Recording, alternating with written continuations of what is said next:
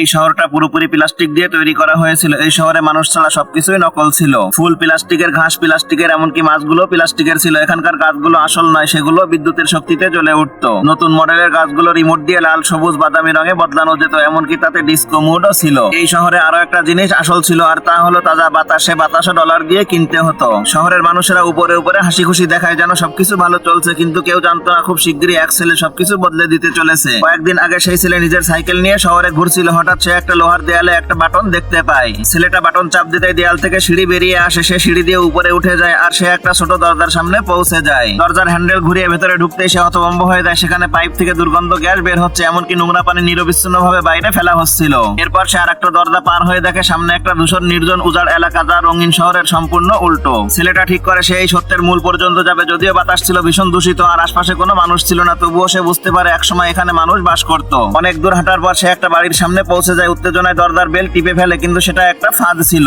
ভিতর থেকে এক বৃদ্ধের সুর ভেসে আসে, কে তুই এখানে কেন এসেছিস? আসলে ওই বাড়িতে এক বৃদ্ধ লোক থাকতো। সে ছেলেটিকে সেখান থেকে তাড়িয়ে দেয়। তারপর ছেলেটার সাথে কি হলো সেটা দেখতে ভিডিওতে লাইক করে দাও।